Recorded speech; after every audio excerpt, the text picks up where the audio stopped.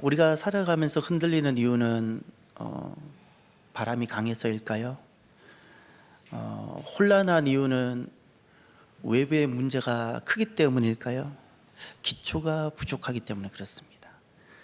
기초와 뿌리가 약하면 작은 바람에도 흔들리고, 기초와 뿌리가 깊고 견고하면 큰 혼란에도 흔들리지 않게 됩니다. 내진 설계라는 것이 있습니다. 내진 설계는 그 토목이나 건축에 우리나라 현재 건축법에 분명히 이제는 규제되어져 있습니다. 지진에 견딜 수 있도록 설계하는 것을 내진 설계라고 합니다. 그러면 여러분, 내진 설계의 목적은 건물을 무너지지 않게 한다, 이 명제가 맞을까요? 틀릴까요? 이제 법으로 내진 설계를 명하고 있는데, 요즘 지어지는 모든 건축물은 내진 설계를 해야 합니다. 3층 이상의 구조물은 다 내진 설계를 해야 합니다. 그러면 내진 설계의 목적은 건물 붕괴를 막는 데 있다. OX. 어떻게 생각하세요? 자, O라고 생각하는 사람은 살짝 오른손을, X라고 생각해서 살짝 왼손을, 모르겠다 두 손을. 예, 오른손인가요? 예, 오른손. 예. 그러니까 건물 붕괴를 막는다. O. 아니다. 틀렸다. 예, X. 예, X도 몇 번. 모르겠다 두 손. 찾아보니까 X로 나옵니다. 놀랍죠? 내진 설계인데 건물 붕괴가 전제되어져 있는 거예요. 예, 여러분 놀라시면 어떡해요? 저도 놀랐는데. 그 내진 설계의 목적은 건물 완전 붕괴를 방지하는 데 있지 않고, 일정한 손실을, 건물 손실을 통해서 인명 손실을 막는 데 있어요. 결국에는 건물 내진, 지진이 일어났을 때 그 지진으로 건물에 금이 가거나 때로는 어떤 심각한 어떤 문제가 있을지라도 사람을 살리게끔 하고자 설계된, 법으로 강화된 것이 내진 설계입니다. 그래서 제가 이번에 완전히 새롭게 한번 깨닫게 되고 알게 된 것이 있습니다. 이번 명절에 저희 부모님 이제 울산이라는 곳에 가면 이런 건물이 엄청 많습니다. 거기는, 서울은 요즘 이런 건물이 별로 없어요. 제가 설명하는 건물이 어떤 건물인지 한번 생각해 보십시오. 보통 연립, 5층 정도 연립에 이 건축물이 한때 유행하듯 적용됐던 건축법입니다. 땅이 부족하니까, 주차장도 필요하니까 아래층은 주차장으로 쓰고 위쪽은 주로 이제 사람들이 들어오는 그런 구조물입니다. 이제 그림이 좀 그려집니까? 지방에는 아직도 이런 건물들이 그냥 보편적으로 다 팽배합니다. 근데 서울은 요즘 보니까 그런 건물들을 덜 짓는 것 같아요. 그러면 그 건축물을 무엇이라 부르죠? 필로티 구조라고 합니다. 그 필로티 구조는 이런 겁니다. 1층에 보면 이렇게 기둥이 노출되어 있는 겁니다. 기둥이 보이고 벽을 다 허물고 이 공간을 주차장으로 쓰고, 그러니 그 큰 건물들을 기둥이 이렇게 받치는 겁니다. 기둥이 훤히다 보여요. 이제 생각해 보세요. 지진이 나면 이렇게 벽이 있는 건물과 벽과 벽이 연결되어 있는 건물이 튼튼하겠어요? 이 필로티가 튼튼하겠어요? 제가 공부하기 전에는 필로티 구조는 지진에 너무 취약하다고 생각을 했어요. 실제로 지진이 나면 필로티 구조가 제일 먼저 흔들리고 막 무너집니다. 한쪽 기둥이 부서지고. 놀랍게도 이 건축학에서는 무엇이라 말하냐면, 필로티 구조물의 기본 원리가 있는데, 그러니 필로티 구조가 안전하다 안 안전하다 이 개념이 아니고, 필로티 구조물 건축의 원리는 1층을 부분적 손상을 시켜서, 손상을 통해서 상층부 안전을 도모하는 설계 개념이 필로티라는 거예요. 그러니 1층을 희생시켜서 나머지 사람이 살고 있는 2층과 3층, 4층의 사람을 지켜내고자 하는 구조가 무엇이라고요? 필로티. 그 필로티에 계시는 분들은 복을 받으신 분입니다. 예. 그리고 보니까 우리 현재 내진 설계의 핵심 가치는요, 포기할 것을 희생을 치르고 일부를 희생을 치러서 정말 지켜야 될 가치를 지키고자 하는 그 개념이 들어가 있는 것이 내진 설계였어요. 저는 그것을 보면서 영적 내진 설계는 무엇일까 질문을 해봤어요. 여러분, 우리가 어떤 희생, 대가를 지불해서라도 꼭 지켜내야 될 가치가 있을 수 있죠. 건물은 조금 손상 가더라도 사람이 살면은 그것은 가치 있는 일이잖아요. 그것처럼 영적인 부분에 있어서도 우리가 때로는 어떤 대가를 지불하고, 교회사에 보면 그래서 순교도 하기도 하는데 어떤 대가를 지불해서라도 우리가 반드시 지켜져야 할 어떤 가치를 위하여 영적인 내진 설계라면 무엇일까? 영적인 내진 설계를 통해서 우리가 지켜야 될 가치는 도대체 무엇일까? 어떤 것을 우리는 지켜내야 될까? 공동체입니다. 공동체는 무엇일까요? 그리고 어떤 공동체여야 할까요? 우리가 왜 지금까지 많은 믿음의 선진들은 희생을 치르면서 피를 흘려가면서 오늘 우리들에게 이 공동체를 전해 주었을까요? 그 공동체는 어떤 공동체일까요? 오늘 본문을 보면 예수님께서 이제 공생의 3년을 마무리하기 위하여 이제 십자가 지시기 위하여 예루살렘으로 올라가는 그 터닝 포인트, 갈릴리에서 사역을 이제 마무리하시고 예루살렘으로 가시는 그 지점의 전환점, 그게 바로 가이사랴 빌립보입니다. 오늘 말씀은 가이사랴 빌립보에서 선포된 말씀인데, 가이사랴 빌립보는 헬몬산이라는 백두산보다 더 높은 그 헬몬산 기슭에 있는 아름다운, 정말 우리나라로 말하고 평창 같은 그런 곳입니다. 그곳에서 주님께서는 처음으로 밝히신 것이 있어요. 내가 왜 왔는지, 하나님께서는 오늘 우리들에게 무엇을 하시고자 하시는지, 하나님의 목적, 예수님께서 오신 이유, 십자가 지시거나 구속의 이유를 처음 밝히셨어요. 그 전까지는 감추고 계셨어요. 귀신을 쫓아내도 그거 드러내지 않으셨어요. 제자를 불러도 주님께서 그걸 다 일일이 설명하지 않으셨어요. 처음 이것을 밝히셨는데 오늘 본문에 이 16장에 세 가지가 다 나옵니다. 먼저 세 번째부터 보겠습니다. 오늘 본문 조금 지나서 27절을 보십시오. 27절, 28절. 인자가 아버지의 영광으로 그 천사들과 함께 오리니 그때에 각 사람이 행한 대로 갚으리라. 진실로 너희에게 이르노니 여기 서 있는 사람 중에 죽기 전에 인자가 그 왕권을 가지고 오는 것을 볼 자들도 있느니라. 27절에 천사들과 함께 오리니, 28절에 인자가 그 왕권을 가지고 오는 것, 재림입니다. 이제 왕으로 오시는 겁니다. 왕으로 오시는 예수님의 재림에 대해서 처음으로 공식적으로 공개적으로 드러내셨습니다. 이것이 세 번째입니다. 두 번째입니다. 21절로 올라가십시오. 21절.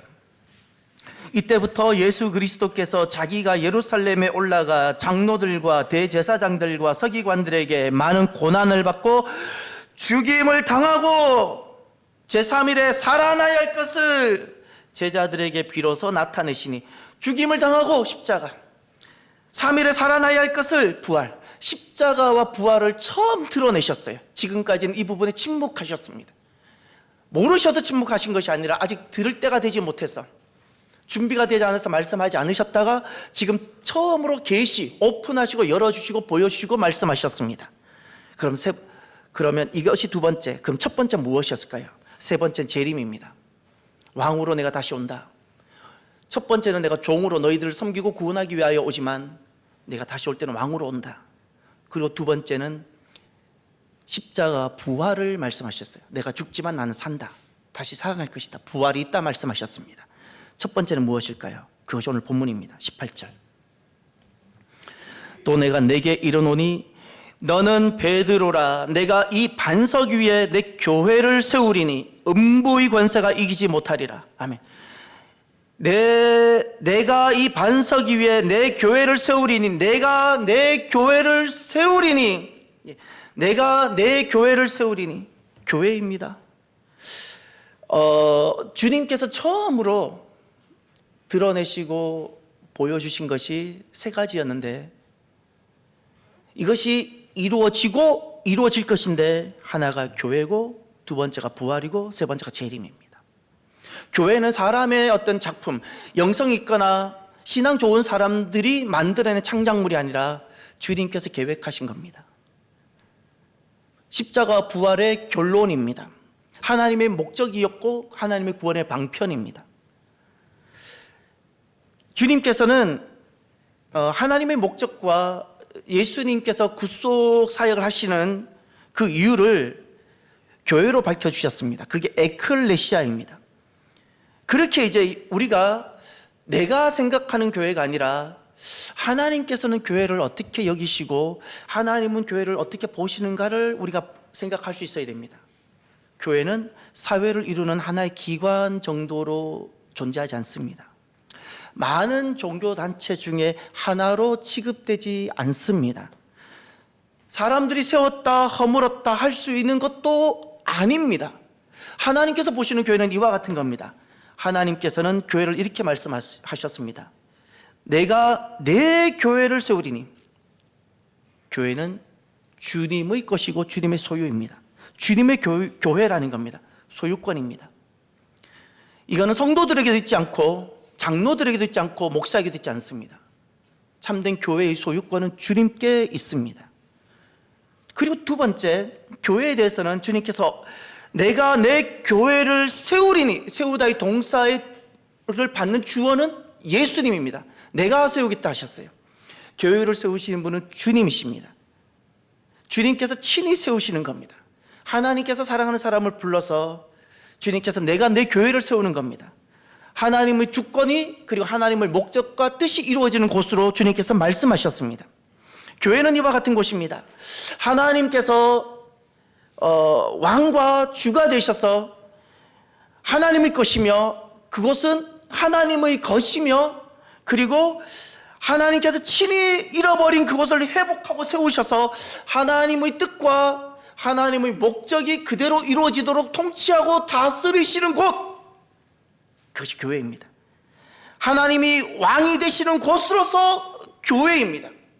하나님께서 주가 되시는 곳으로서 교회입니다. 하나님께서 통치하시고 완전한 뜻을 성취하시는 곳으로서 교회입니다. 이것이 하나님께서 보시는 교회입니다. 교회는 굉장히 강력하고, 교회는 굉장히 힘이 있으며, 교회는 그곳에는 하나님 함께 하시고, 교회는 결국 승리합니다. 성경은 이런 교회 에클레시아를 무엇이라 말을 하는가 하면 하나님 나라라고 말합니다. 오늘 본문에서는 그것을 교회 에클레시아라고 했지만, 이것이 성경 전체에서는 이것을 무엇이라 말하는가? 하나님 나라, 이렇게 말씀합니다. 그러니 교회는 건물로서의 교회가 아닙니다. 사람의 유무로서의 교회가 아닙니다. 하나님 나라로서의 교회입니다. 그것은 하나님께서 왕이 되시고 하나님께서 주가 되시며 하나님만 경배받으시고 하나님의 뜻이 그대로 진리가 되는 곳, 하나님의 말씀이 기준이 되는 곳, 그런 곳이 바로 교회인 것입니다. 그러니 교회는 목사도 교회에서 많은 프로그램도 어떤 것도 덜 중요합니다. 무엇이 더 우선적이고 중요하냐? 하나님 나라로서 하나님 나라가 되기 위하여 목사가 섬기고 있느냐는 겁니다. 진짜 하나님 나라가 되게 하기 위하여 목사가 섬기고 있는지, 정말 하나님 나라를 알고 그 하나님 백성으로 그 속에 살아가도록 가르치고 훈련하고 있느냐가 중요하지, 교회가 어떤 프로그램을 한다고 중요한 것이 하나도 아닙니다. 하나도 중요치 않습니다. 구약에서는 그 교회를 이스라엘이라고 말씀하십니다. 신약에서는 실패한 이스라엘을 하나님은 다시 세우면서 에클레시아 교회라고 말씀하셨습니다. 구약에서는 하나님께서 교회 이전에 먼저 하나님께서 택하시고 부르신 하나가 있었습니다. 주님의 것이 있었습니다. 그것이 이스라엘입니다. 오늘 우리들은 성경을 보면서 어떤 실수를 하냐면, 구약 성경에 등장하는 이스라엘을 하나의 수많은 나라 중에, 오늘날 한 200여 나라 중에 하나가 하나인 것처럼 지난날 수많은 나라 중에 하나의 나라로, 정치적 나라로 그 말씀을 보고 정치적 나라로 그 이스라엘을 본다는 거예요. 실수입니다. 성경에 등장하는 이스라엘은 하나님께서 우리에게 정치적인 나라로 우리에게 하나 소개해 주는 것이 아닙니다. 하나님 나라로서의 이스라엘입니다. 하나님 나라입니다. 그들이 정치를 할 수 있습니다. 그럼에도 불구하고 하나님께서는 이스라엘을 하나님이 세우셨는데, 세우신 이유는 하나님 나라로서 이스라엘입니다. 그들도 똑같이 자녀를 교육합니다. 그들도 똑같이 밥을 먹고 살아갑니다. 그런데 하나님께서 그들을 이스라엘로 세우신 것은 하나님 나라로서, 하나님이 왕이 되시며 하나님께 세우신 질서와 법이 기준이 되는 그렇게 살아가는 사람들, 그런 모습으로 이스라엘을 세우신 겁니다. 그러니 오늘날 교회도 마찬가지입니다. 이 땅에 현재 존재하는 교회는 우리가 똑같이 일을 할 겁니다. 우리도 세상 흩어져서 우리도 똑같이 밥을 먹고 살아갈 겁니다. 우리는 종교단체로서의 교회가 아닙니다. 하나의 종교단체로 교회로 존재한다면 우리는 타락한 것입니다. 하나님 나라로서의 교회여야 합니다. 하나님 나라로서 여러분이 되어져야 합니다. 그 하나님 나라를 살아가는 한 사람이 되어져야 합니다. 그러면 다시금 오늘 말씀을 시작할 때 제가 던졌던 질문, 사랑하는 성도 여러분, 공동체란 무엇일까요? 공동체를 알아야 우리 신앙의 정말 기초 신앙을 우리가 할 수 있습니다. 예수님께서는 지금 새로운 공동체를 보여주시고 제시하셨습니다. 그 공동체를 통해서 하나님 나라 이루시고자 하셨습니다. 그 새롭게 세우시는 공동체를 통하여 예수님은 하나님의 영원한 목적과 완전하신 뜻을 성취하시려고 하셨습니다. 그것이 교회였습니다. 그걸 에클레시아라 부르는 겁니다. 공동체란 주님께서 새롭게 세우시는 바로 그 교회였습니다. 그곳을 이루는, 이 땅에도 나라가 있으면 국민이 있죠. 그곳을 이루는 사람은 누구일까요? 사망에서 생명으로 돌아온 이들입니다. 교회는 누구나 출입할 수 있지만 그 공동체를 이루는 참된 구성원은 사망에서 생명으로 돌아와 거듭난 사람들, 하나님의 백성들, 하나님의 자녀들입니다. 대한민국은 주권이 국민에게 있지만 그 예수님께서 지금 십자가 지시고 죽으시면서 세우시는 새로운 공동체인 에클레시아 주권은 사람에게 있지 않습니다. 목사에게도 있지 않습니다. 그 모든 권한과 권세는 주님께 있습니다. 하나님 말씀으로부터 나오는 겁니다. 그곳에서 법이 있는데 그 법은 하나님의 말씀과 하나님의 뜻입니다. 우리가 공동체에 하나님 나라에 속하기 전에는 내 뜻과 내 소원이 중요합니다. 소원 성취가 중요하고 내 뜻이 성취되는 행복이 중요했습니다. 근데 내가 거듭나고 나면 이제는 내가 내 뜻 정도로 살고 싶어지지 않습니다. 존귀하시고 위대하신 하나님의 뜻을 이루며 내 남은 삶을 살고 싶어지는 새로운 열망이 내 안에 생겨나게 되는 겁니다. 하나님 말씀을 내가 이뤄보고 싶은 겁니다. 하나님 말씀을 내가 기준 삼아서 자녀도 길러보고 싶고, 하나님 말씀을 기준으로 해서 내가 내 삶을 경영해보고 싶은 열망이 생겨나기 시작하는 겁니다. 이것이 공동체인 겁니다.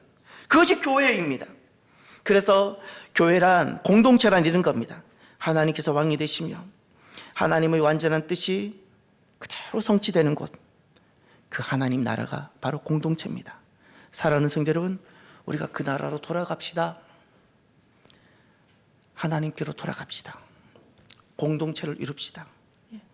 여러분의 나라가, 여러분의 가정이 바로 그 공동체가 되기를 바랍니다. 하나님 나라, 그 나라 백성이 되십시오. 단 하루를 살아도 저는 하나님 백성으로 살고 싶습니다. 사랑하는 성도 여러분, 단 하루를 살더라도 하나님이 원하시는, 하나님께서 대신 죽으시면서까지 우리에게 그 공동체를 주셨는데, 우리가 단 하루를 살더라도 그 공동체 백성이 되어서 이 땅을 살아가고 호흡하는 여러분이 되었으면 좋겠습니다. 그 나라 백성이 되어서 세상을 살아가고요, 그 나라 백성이 되어서 그 정체성을 가지고 세상을 정치하고, 그 나라 백성이 되어서 그 세계관을 가지고 이 땅을 섬기는 복된 성도들이 되시기를 바랍니다. 그러면 두 번째로 어떤 공동체여야 할까요? 그냥 사람이 모이고 그냥 이름만 교회면 다 공동체일까요? 그렇지 않습니다. 하나님 말씀이 기준이 되고 진리가 되어야 합니다. 너무너무 중요합니다. 자녀를 교육하는데 그 기준이 하나님 말씀이어야 됩니다. 내가 경제생활하고 돈을 획득하고 돈을 지출할 건데 돈을 획득하고 돈을 지출하는 그 모든 기준이 하나님 말씀으로 돌아와야 됩니다. 우리가 정치하고 우리가 사회활동을 합니다. 그 모든 정치하는데 그 정치하는 모든 기준이 하나님 말씀이어야 되고, 내가 사회활동하고 문화활동하는데 그 모든 기준이 하나님 말씀이어야 됩니다. 하나님은 그것을 보고 싶어 하시는 겁니다. 하나님은 그것을 보고 싶어 하시는 겁니다. 그래서 에클레시아, 지난날 이스라엘은 실패해버렸는데 그래서 하나님은 다시금 에클레시아를 세워주셨고 우리에게 맡겨주신 겁니다. 제게 참 가슴 떨리는 순간이 있었고 항상 제가 품고 있는 말씀이 하나 있습니다. 제게는 엄청 위로가 되었고 힘이 되었습니다. 이제 벌써 한 20년 정도 된 것 같아요. 이 말씀을 받은 지가. 출애굽기 32장에 가면 이런 말씀이 나옵니다. 누구든지 여호와의 편에 있는 자는 내게로 나오라. 누구든지 여호와의 편에 있는 자는 내게로 나오라. 여호와의 편에 있는 자, 여호와의 편에 있는 자가 올 것이라는 거예요. 이 말씀은 시내 산에서 아론과 이스라엘 백성들이 기다리던 모세가 내려오지 않자 금송아지를 만들었을 때 하나님께서 모세를 통해서 하셨던 말씀입니다. 누구든지 여호와의 편에 있는 자는 내게로 나오라. 사랑하는 성도 여러분, 이 땅에 있는 공동체는 하나님 나라이며 하나님 편에 서 있는 공동체이며 하나님이 왕이 되시며 하나님과 닮은 공동체이며 하나님을 본받은 공동체이며 하나님 말씀이 기준이 되는 공동체입니다. 믿습니까? 우리는 하나님 편에 서 있는 사람입니다. 세상이 100명인데 우리는 단 한 명일지라도 세상 99명이 이런 이야기를 할지라도 우리는 하나님과 함께 하나님 편에 서 있는 사람이기에 하나님께서 무엇을 말씀하시느냐에 우리는 주목합니다. 99명이 이와 같은 이야기를 할지라도 우리는 하나님의 말씀이 이와 같으면 우리는 이 말씀을 합니다. 우리는 그리고 세상에 계속 이것이 참된 진리임을 우리는 이야기하고 외칩니다. 그래서 주님께서는 그렇게 하라고 우리를 빛과 소금으로, 아무리 우리가 선행을 한다고 빛과 소금이 되지 않습니다. 언제 빛이 되고 소금이 되는가? 하나님의 진리, 하나님의 말씀을 진리로 삼고 그 말씀을 그대로 내가 삶으로 풀어낼 때 비로소 내 삶은 세상에 소금이 되고 내 삶은 세상에 비로소 빛이 되는 거지, 내가 조금 이렇게 살아간다고 절대 빛이 되고 소금이 되지 않습니다. 내가 죄인인데.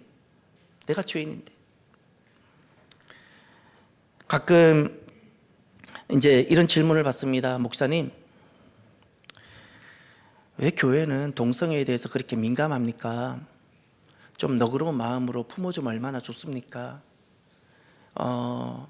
꼭 왜 교회 다니는 사람들은 동성애에 알러지 반응을 일으키고 아주 왜 이렇게 민감합니까? 이런 질문을 이렇게 받기도 합니다.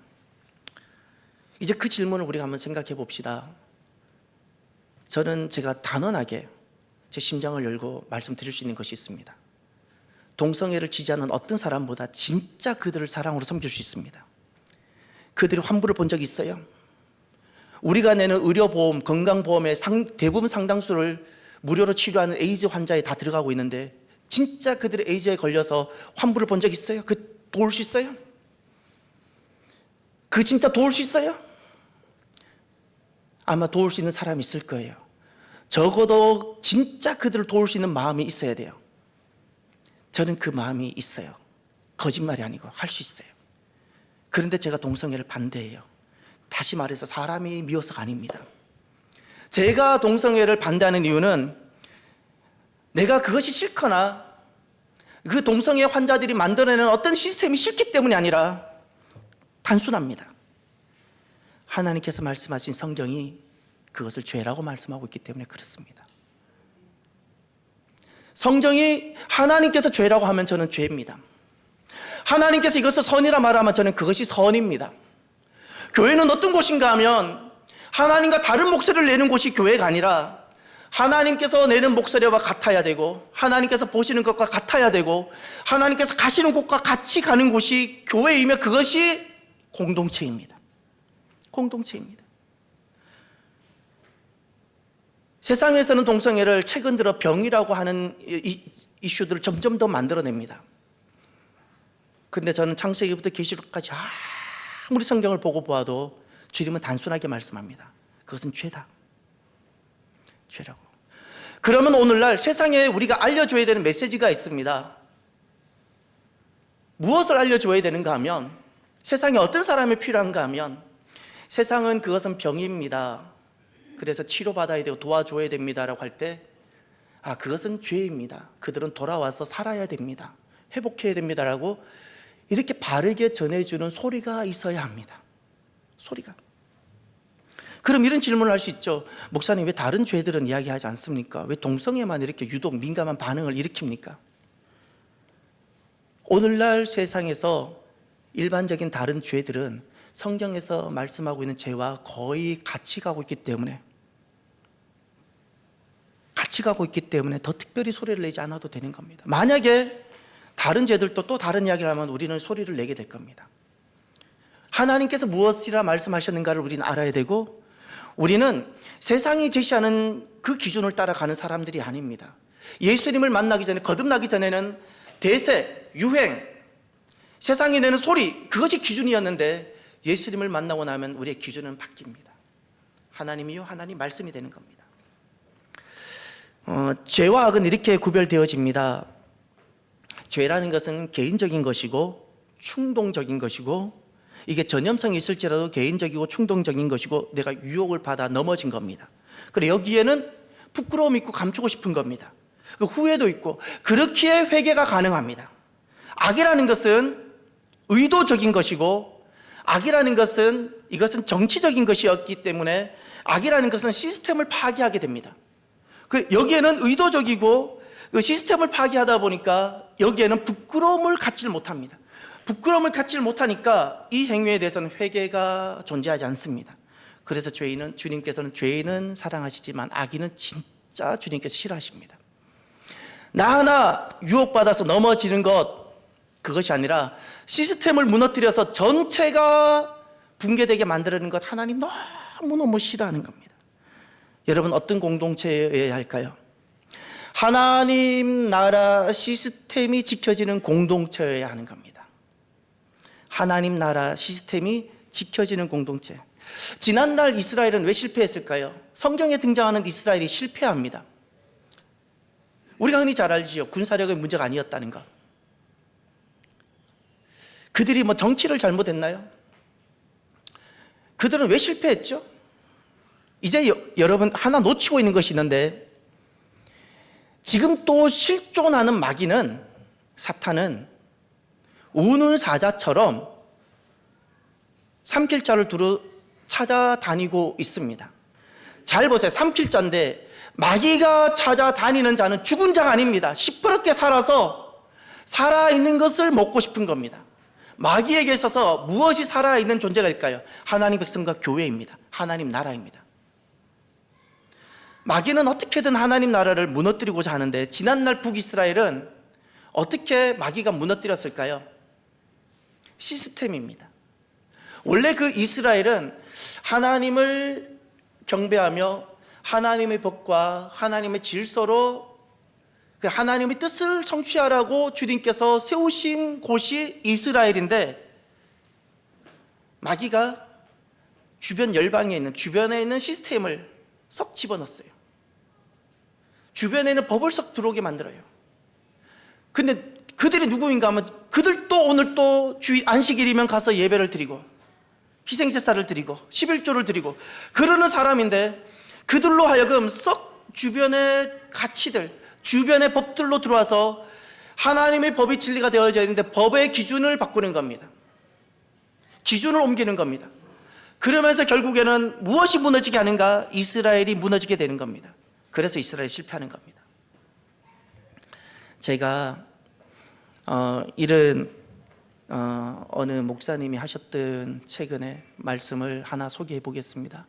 여러분은 이 말씀을 듣고 어떤 생각이 드나요? 참일까요? 거짓 명제일까 생각을 한번 해보시길 바랍니다. 판단을 유보하고 기도하라.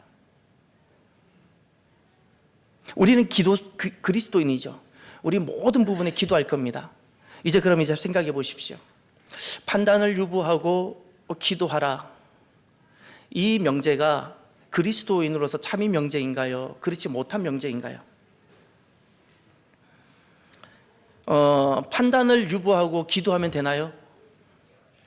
문제를 두고, 우리 내부적인 문제를 두고 그냥 당장 사이좋게 지내면 가능합니까?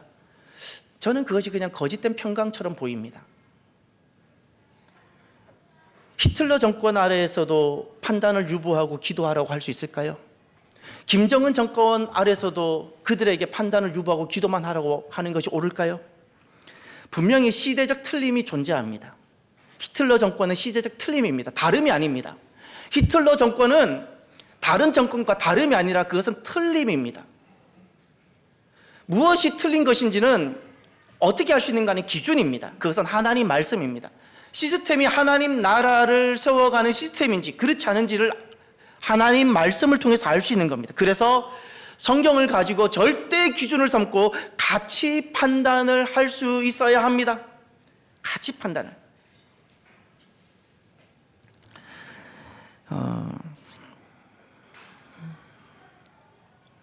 사랑하는 성도 여러분, 아브람 카이퍼라는 귀한 분이, 그 신학자가 오늘 최근 신학생들에게 영향을 많이 끼쳤죠. 그분이 이런 말을 합니다. 정치와 신학은 뗄래야 뗄 수 없다. 신학이란 자체가 정치와 뗄 수 없어요. 신학은 삶과 분리되지 않습니다. 이 말은 또 바꾸면 이렇게 됩니다. 정치와 믿음은 뗄래야 뗄 수 없다. 같은 말입니다. 여러분, 내가 하는 정치 행위, 이것은 내 믿음이 어떠한지를 보여주는 리트머스 시험지입니다. 내가 신앙생활하는 이 모든 것은 정치 활동으로 표현되어지고, 내가 신앙하는 것은 경제 활동으로 표현되어지고, 내가 신앙하는 것은 자녀 교육으로 표현되어지고, 내가 신앙하는 것이 사회 활동과 문화로 표현되어집니다.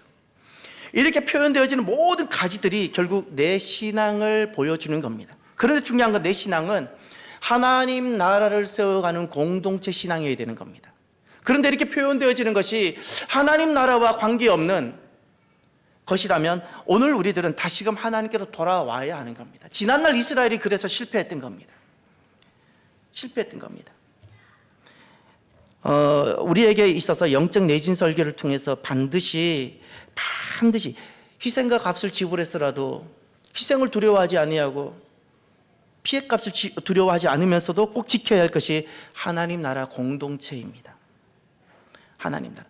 여러분의 가정이 하나님 나라 안에 쑥 들어오는 은혜가 있기를 바랍니다. 그래서 우리가 살아가는 이 삶이 말씀이